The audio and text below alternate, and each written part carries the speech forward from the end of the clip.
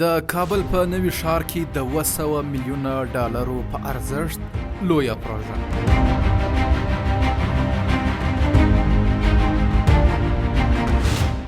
کابل هغه ښار دی چې د تاریخ په اوږدو کې تل ستر ارمانونه په زړه کې ساتلي. دا ځل د یو نوي ارمان د زیږېدو شاهد دی. د کابل د نوي ښار د جوړولو پروژه په داسې حال کې چې د نفوسو اندازه، اقتصادي ننګونې او د کار اړتیا د ښاریانو اصلي اندېښنې دي.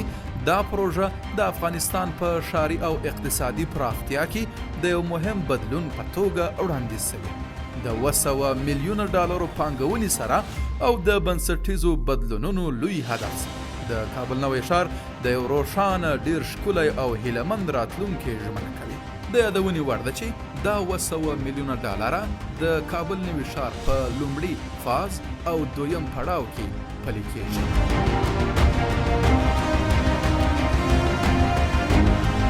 دا پروژه نه یوازې یو ودانیز بلکې د افغانستان په زړه کې د ټولنیز، کلتوري او اقتصادي بدلون د پیل ټکی دی.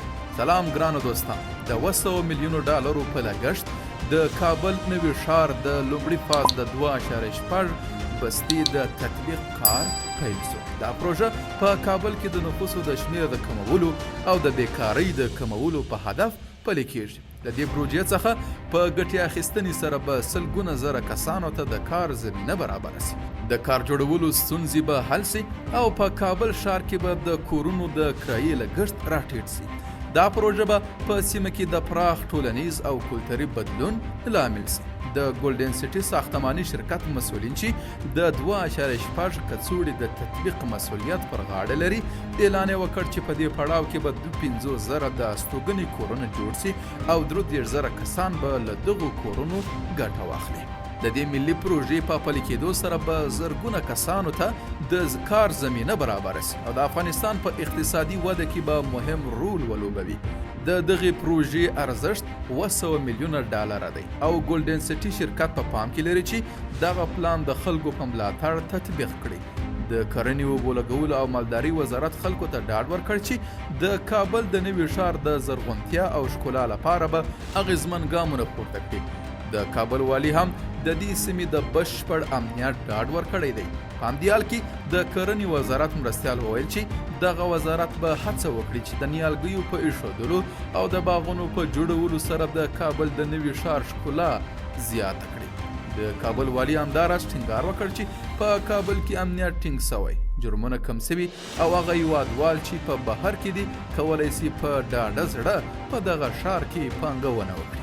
د پانګوالو امنیت د چارواکو لخوا تضمین شوی. له بلې خوا یو شمېر هغو پانګوالو چې د کابل په نوي ښار کې پانګونه کړې له حکومته یې د ځمکې د استملاک په برخه کې د شته ستونزو د حل غوښتنه کړې ده. د کار ساختماني شرکت مشر وویل چې د کابل نوی ښار 380,000 جریبه ځمکه لري او لس ښوونځي، کلینیکونه او پوهنتونونه پکې ډیزاین شوي دي. د غرض دغې پروژې په سلګونو زرو کسانو ته د کار زمینه هم برابره کړې ده. د ځمکې د مالکیت د ثبات ستونزه لا هم یوه ټولنیزه ننګونه ده او حکومت باید د کابل په نوي ښار کې د دې ستونزې د حل لپاره لا زیات کار وکړي. په همدې حال کې د ښار او کور جوړونې وزارت چارواکي وایي د کابل په نوي ښار کې د ځمکې د استملاک ستونزه د حل په حال کې ده.